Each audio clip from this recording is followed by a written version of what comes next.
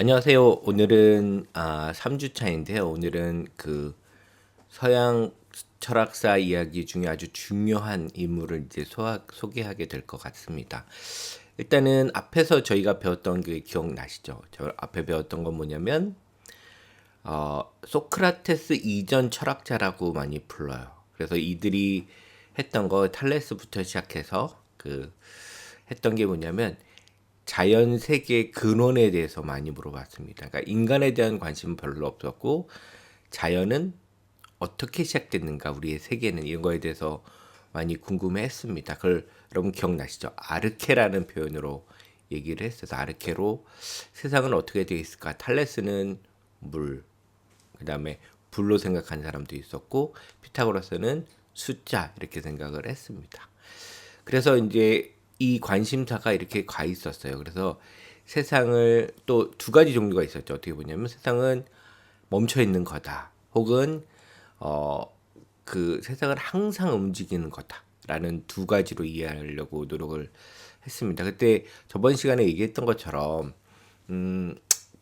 이 두 가지는 지금도 중요한 문제 있습니다. 그래서 고정된 걸로 보려고 하는 것들이, 그러니까 어떻게 보면 근대까지 철학의 핵심이었다면 니체부터는 이게 그렇지 않다. 세상은 항상 움직이고 바뀔 수 있는 가능성이 있다라고 얘기를 했습니다. 그래서 소크라테스 이전 철학자들의 철학이 어떻게 보면 너무 오래된 거라서 지금하고 상관없을 것 같지만 여러분이 잘 생각해 보시면 지금도 아주 중요한 개념이고 우리가 세상을 이해하는 데 아주 중요하다라고 보시면 됩니다.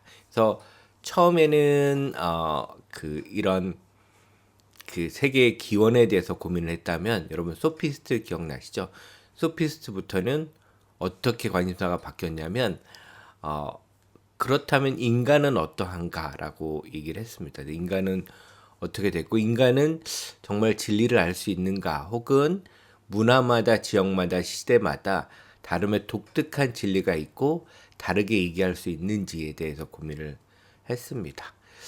그래서 이제 그리고 이제 디모크라테스 같은 원자론도 있었죠. 원자론은 원자들로 구성되어 있고 물질 세계만 존재하고 영혼은 그 물질로부터 나오는 효과, 이렇게 많이 봤었는데, 그래서 소크라테스 이전 철학자랑 소크라테스는 어 일단은 앞에 얘기했던 세계의 기원을 찾으려고 했던 철학자들 있잖아요.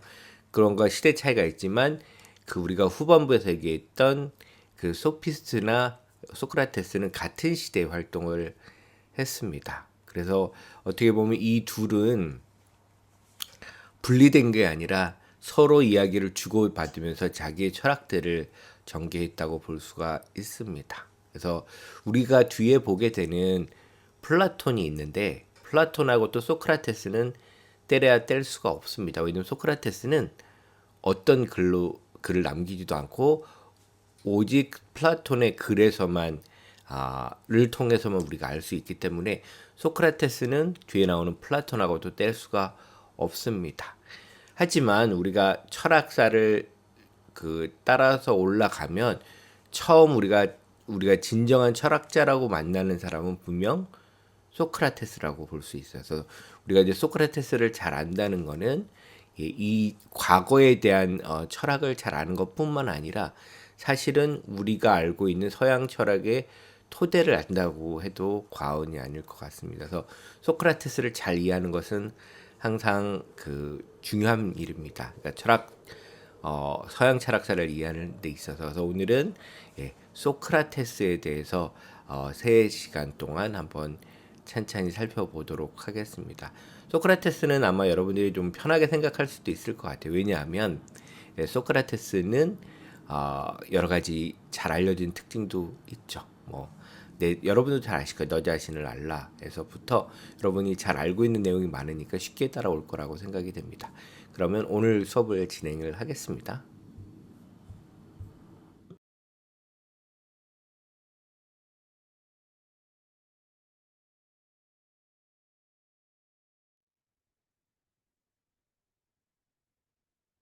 네, 그러면 이제 본격적으로 한번 이야기를 해보도록 하겠습니다. 근데 보통 아버지라고 많이 부르는데 앞에도 아버지라는 사람들이 자주 등장하죠. 그러니까 끊임없이 아버지 얘기가 나올 텐데 사실은 이제 앞에 있는 철학자보다는 소크라테스가 아버지 역할에 좀 더 어울린다고 할 수 있을 것 같아요. 그래서 소크라테스의 가장 중요한 말을 좀 정리해 본다면 아마 이 말이 될 거예요. 우리는 모른다는 사실을 알아야 된다. 그래서 그 무지를 안다는 거가 가장 중요해요. 그러니까 소크라테스는 대화편이란 대화를 통해서 등장합니다. 누구의 글에서 여러분들이 잘 알고 있는 플라톤이 쓴 글에서 대화를 통해서 나오고 소크라테스는 끊임없이 다른 사람과 대화를 합니다. 그래서 어떤 지식을 알려주는 게 아니라 뭘 알려주는 거요? 모른다는 사실을 끊임없이 알려주고 그 사실을 아는 것이 지식이라고 얘기를 합니다. 그러니까 우리가 알고 있는 거랑 다르죠. 우리가 알고 있는 건 어떤 내용을 가진 지식을 아는 게 아는 건데 소크라테스는 우리의 무지가 드러나는 순간이 그게 이제 지식의 출발이 된다고 얘기를 하고 있습니다. 여기 보면 지식을 넓히고 통찰력을 키우기 위해서 지금 알고 있는 사실에 대해서 겸손해야만 한다. 근데 이게 겸손 자체를 넘어서는 거죠. 그러니까 무지와 겸손은 다른 거죠. 그러니까 겸손은 내가 좀 알고 있는데, 아이, 그래도 좀 부족해라는 거지만, 소크라테스는 더 급진적인 상태를 요구합니다. 아무것도 모르는 상태. 예를 들면 여러분이 이제 누구한테 진리를 말하라 라고 요구를 하면 여러분은 이제 뭔가 진리라는 게 존재하고 상대방도 진리를 알겠거니 하고 대화를 통해서 전달하는데 예, 요 자체를 사실은 여러분이 진리를 정의하라고 하면 여러분이 모르죠. 정리하기. 저도 진리가 뭐라고 하면 계속 뒤에 설명을 붙일 뿐 진리가 뭐라고 정의는 못해요. 그러니까 잘 모르는 거죠. 근데 이거를 인정을 해야 되는데 단순히 이건 겸손을 넘어서는 거죠. 그리고 현명해지고자 한다면 아무것도 모르고 있다는 사실을 알아야만 합니다. 그래서 여러분이 아마 그 400년, 300년 사이에 그 아테네로 돌아가서 소크라테스를 만난다면 여러분은 되게 괴로울 거예요. 끊임없이 뭘 물어봐요? 어떤 여러분이 알고 있다는 것을 그 끊임없이 물어봐서 여러분이 모른다는 것을 실토할 때까지 질문을 할 것 같습니다. 그래서 소크라테스는 사람들한테 뭐냐면 등해라는 별명이 있어요. 등해. 등해라고 벌처럼 생긴 건데요. 팔이랑 벌 중간데 막 쏴요. 그래서 되게 사람을 피곤하게 해요. 특히 소 같은 거에 들러붙어서 소를 되게 힘들게 하는 게 등해거나 혹은 전기 가오리. 전기를 쏘는 거예요. 충격을 주는 거. 이런 것처럼 끊임없이 사람들을 질문으로 괴롭히는 사람으로 알려져 있습니다. 어, 그래서 어떻게 보면 이제 소크라테스란 인물 자체를 좀 들여다보면 제가 처음에 얘기했던 것처럼 예, 사람들한테 여러 가지로 기억에 남을 만한 캐릭터를 갖고 있습니다. 그래서 부인 이름도 기억을 하고 있죠, 사람들은. 그래서 여기 보면 가정은 아랑곳하지 않고 철학에 매진하다 이렇게 되어 있습니다. 보통 소크라테스를 이제 4대 성인이라고 부르기도 하잖아요. 예수, 석가모니, 공자. 근데 사실은 이런 묶음이 왜 존재하는지 저는 잘 이해되지 않습니다. 완전 다른 건데. 하지만 소크라테스는 아까 제가 얘기했죠.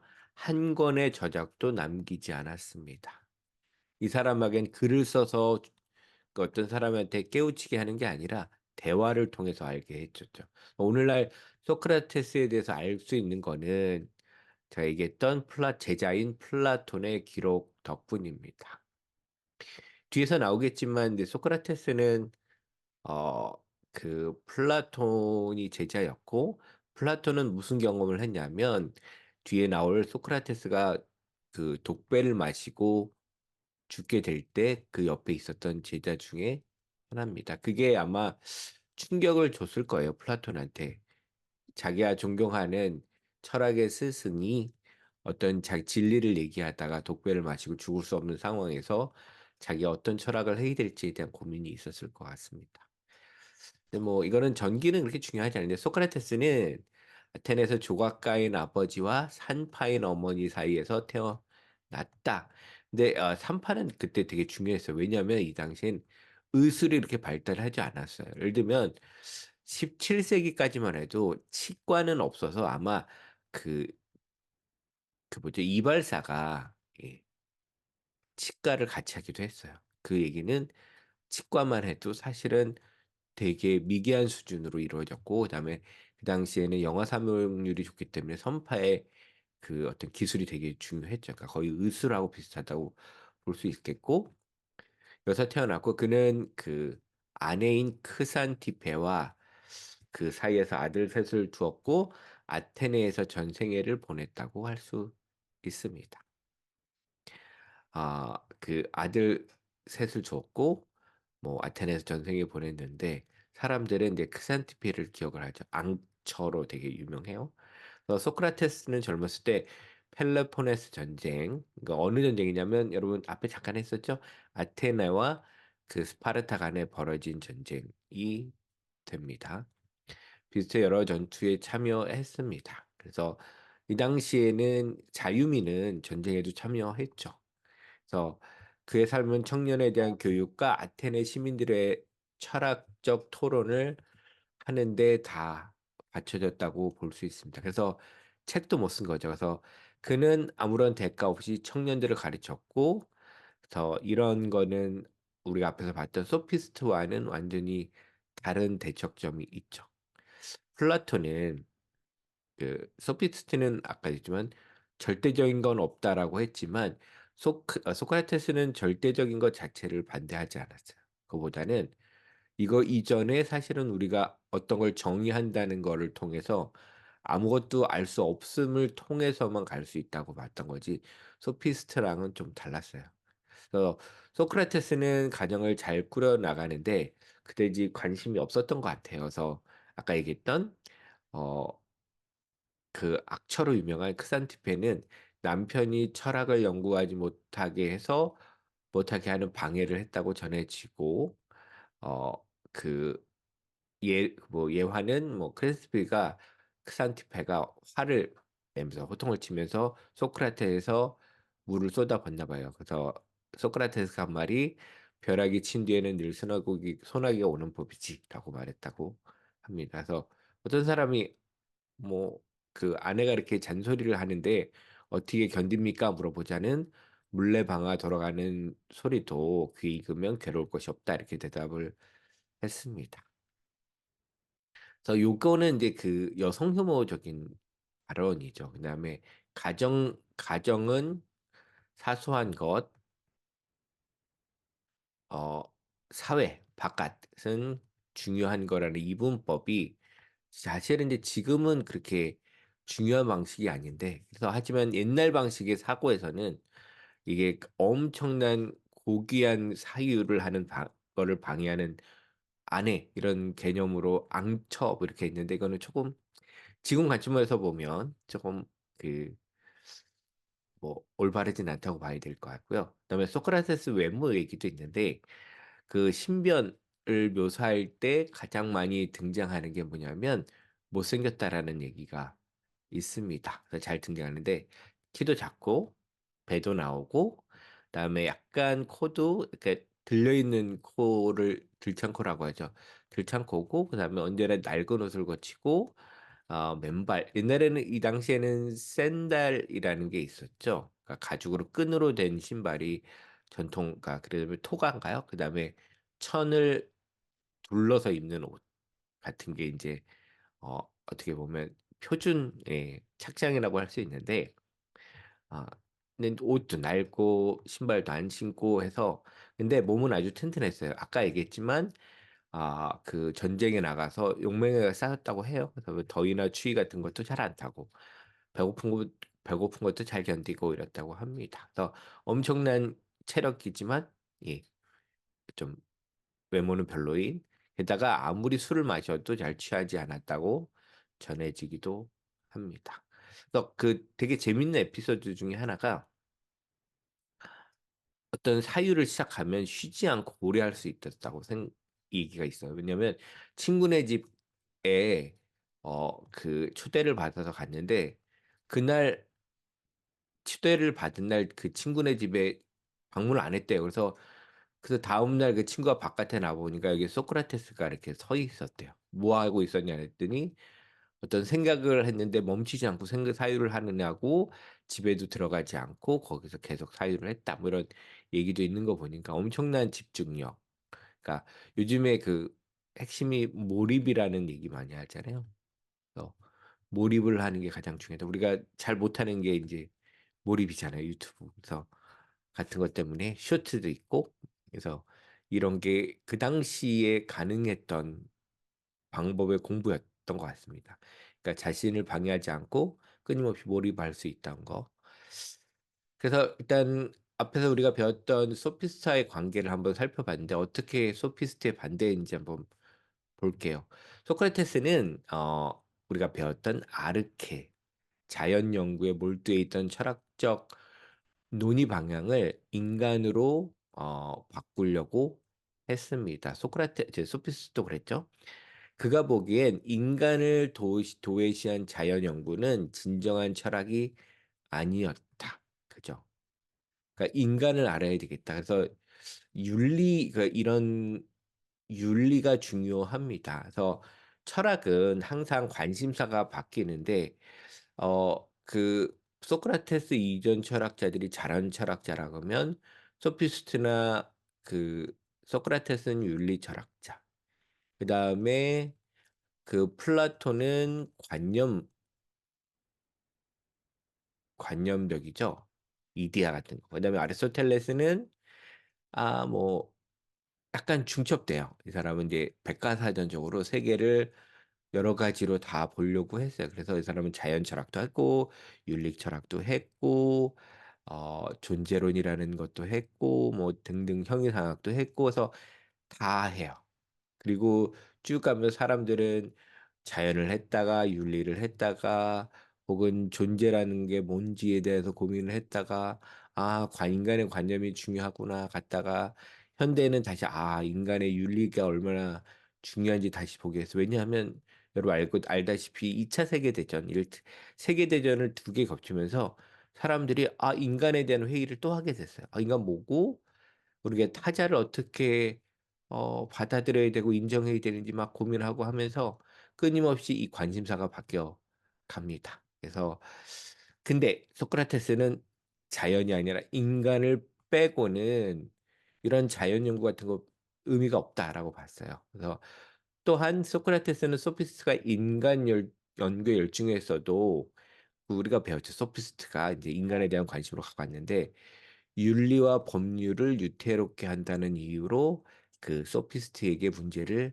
자주 제기했습니다. 소크라테스는 개별적인 인간은 만물의 척도라고 주장하는 프로타고라스의 의견에 반박을 했어요.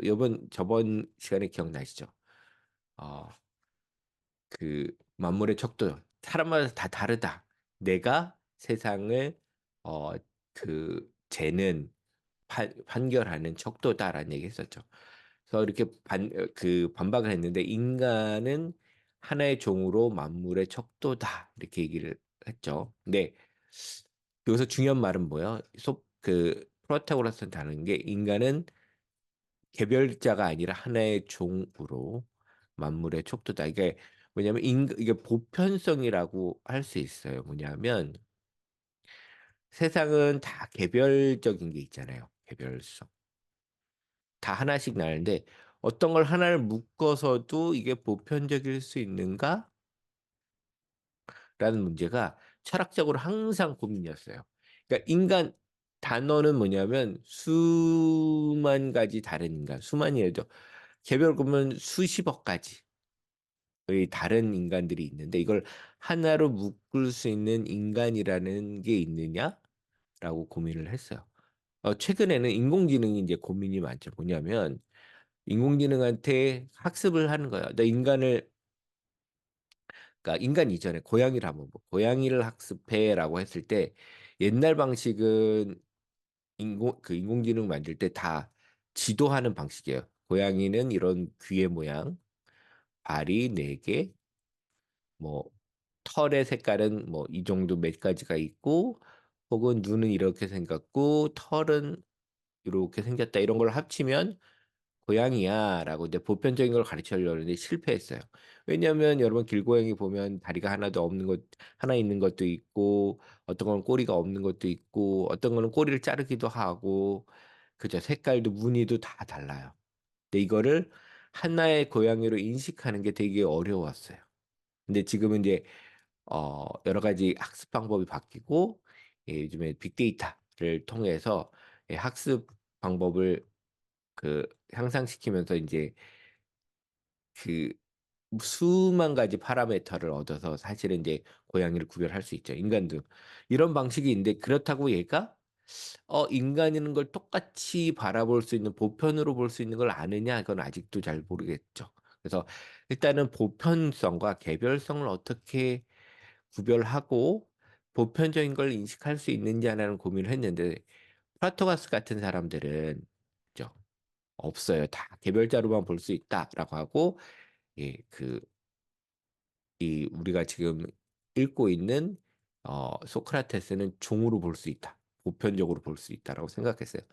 프로타고라스는 인간 개개인이 만물의 척도이니까 윤리적 관점도 다 다르다 이렇게 주장했는데, 소크라테스는 이걸 반대했어요. 그래서 인간 모두를 아우르는 아까 얘기했던 보편적인 도덕 원리가 있다.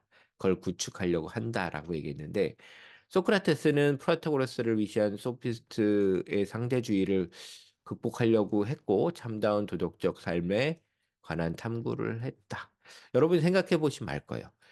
모든 사람이 자기만의 윤리를 갖고 있다라고 할 때는 윤리적 소통이 불가능해요. 전에도 잠깐 얘기했는데, A, B, C, D 다 다른 얘기를 하면 어떤 문제가 생겼을 때 다 해결이 안 돼요. 다 나름 자기의 윤리 세계에선 다 옳거든요. 나는 너의 빵을 훔치긴 했지만 나는 배고프고 우리 가족은 굶고 있고, 나는 내가 이 가장의 역할을 하자면 우리 가족을 먹여 살릴 수 없어. 나는 나의 세계에서는 너의 빵을 훔친 거는 아주 윤리적인 행동이야라고 주장을 하면 요 틀 안에선 옳았죠. 근데 이렇게만 주장하면 이 안에서 어떤 공통적인 윤리적인 합의를 찾을 수가 없죠. 그래서 일단 윤리는 우리가 생각하는 옳음의 단순 옳음의 문제가 아니라 어떻게 윤리적 보편성이 있는지를 탐구하는 게 되게 중요합니다.